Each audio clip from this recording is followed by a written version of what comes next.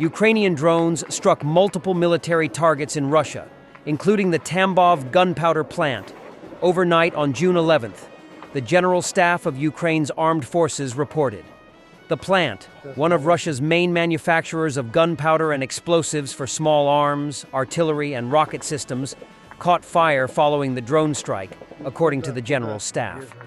Local residents reported hearing explosions and shared videos showing a large blaze near the facility, according to the Russian independent media outlet Astra. The General Staff described the attack as part of a broader operation to degrade Russia's ability to produce explosive materials and ammunition used in the full-scale war against Ukraine. The Tambov facility has been targeted several times since November 2023, and U.S. sanctions were imposed on it that same year. Tambov Oblast, located southeast of Moscow, lies hundreds of kilometers from Ukraine and shares no direct border with it. Russian state news agency TASS confirmed a drone attack but did not mention the strike on the powder plant. Tambov Oblast Governor Maxim Egorov said that emergency services had extinguished the fire and that there were no casualties, though he did not specify the location of the fire. In addition to the strike on Tambov, Ukrainian drones hit the ammunition depot of Russia's 106th Airborne Division in Kursk Oblast and the depot at Buterlinovka Airfield in Voronezh Oblast, the General Staff said. The extent of the damage is still being assessed, the General Staff said. The defense forces continue to take all measures to undermine the military and economic potential of the Russian occupiers and force Russia to stop its armed aggression against Ukraine, the statement reads. Ukraine has ramped up long-range drone strikes in recent weeks, targeting Russian airbases and arms production facilities in an effort to disrupt Moscow's war machine ahead of an anticipated Russian summer offensive. The General Staff of Ukraine confirms successful strikes on key Russian military-industrial sites overnight. Ukrainian drone units hit multiple high-value targets, including the Tambov gunpowder plant, a major producer of explosives and propellants for Russia's war effort. Explosions were also recorded at the ammo depot of the 106th Airborne Division, Kursk, and Buterlinovka Air Base, Voronezh. Military targets were also targeted in the Kursk region. According to Ukrainian sources, last night a deployment point of Russian forces in Mariano-Kursk region was targeted. Prior information indicated a company-sized unit of the Russian airborne forces was reportedly stationed there. A loud explosion was reported in Engels, Russia. A large plume of smoke was seen rising in the area. Per Astra, the blast may have occurred at the 9th Central Automobile Repair Plant, located 2 kilometers from the Crystal Oil Depot, or possibly at the Ruscon-S pipeline valve plant nearby.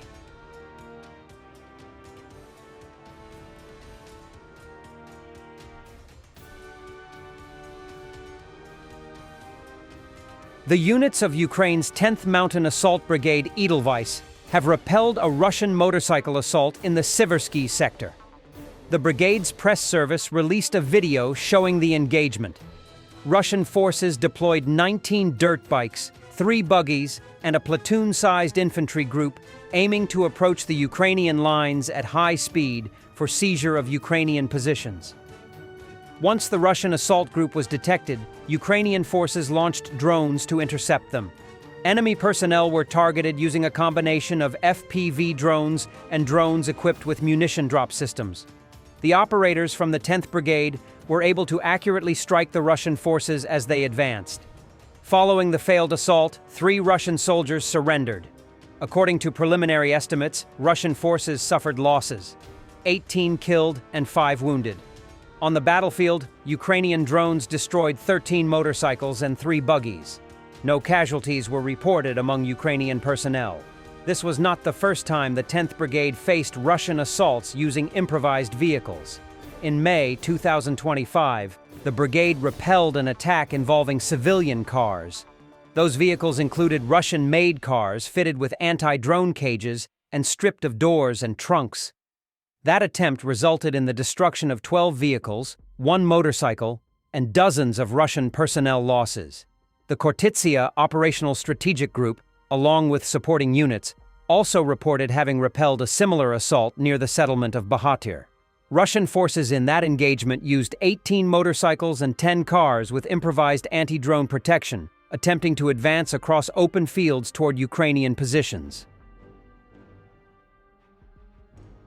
A 25-year-old Uzbek citizen has been sentenced to 5 years in prison for serving as a mercenary in Russia's war against Ukraine, according to local media outlet Gazeta.uz. The man, identified only by the initials UM, left for Russia in July 2021 in search of work. He said that in September of that year, his employer asked him to deliver a package, which was later found by police to contain heroin. He was detained and taken to his employer's address, but the employer had disappeared. In March 2022, UM was sentenced to 8.5 years in prison for drug trafficking. While serving his sentence in a colony in Russia's Samara region, he joined the Wagner Group in November 2022. He claimed that during the recruitment of prisoners, Central Asian inmates were separated.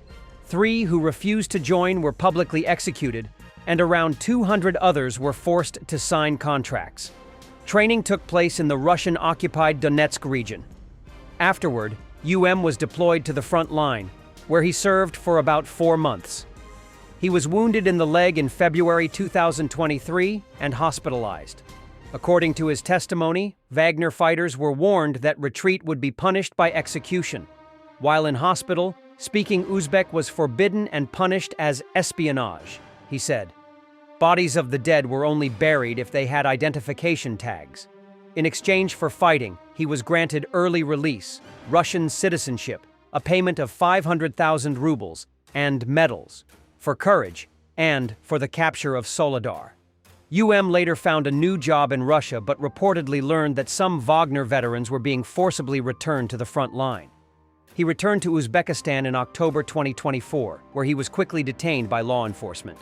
On April 22nd, Kyrgyz authorities reported the arrest of local government employees and a journalist suspected of recruiting mercenaries to fight in Ukraine. A Polish national has been arrested on suspicion of spying for Russia, the country's National Public Prosecutor's Office said. According to European Pravda, the 28-year-old suspect, identified as Victor Z, was detained on June 4th in central Poland. He is accused of providing information to Russian intelligence that could compromise Poland's national security. The Mazovian branch of Poland's National Prosecutor's Office said law enforcement had carried out searches at multiple sites in the Kuyavian-Pomeranian voivodeship following the arrest. Prosecutors allege that between February 28, 2024 and April 30, 2025, Victor Z collected and passed on classified information concerning the operation of facilities critical to Poland's defense. He has been formally charged with espionage and could face a prison sentence ranging from 8 years to life imprisonment. A court has ordered him held in pretrial detention for 3 months. Investigators say the suspect's actions were motivated by his pro-Russian views. In recent years, European countries have reported increased activity by Russian intelligence services, including recruitment efforts targeting foreign nationals for espionage and sabotage. Last month, French intelligence published a 16-page report detailing extensive Russian efforts to make France shudder. The document, titled Russian Threats and Actions Against France, outlines cyber attacks, espionage, sabotage, and attempts to interfere in domestic politics. Separately, 6 Bulgarian nationals were recently convicted in the United Kingdom for spying for Russia.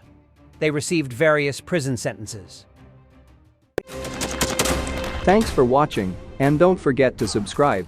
Also, if you want to support Warthog Defense, please become our member and get early access to new videos, exclusive members-only videos, and become administrator in comment section. The membership link is in the description. Rescues every day. We had a guy last week at 6 rescues in 6 days. You know, he's doing the job every day.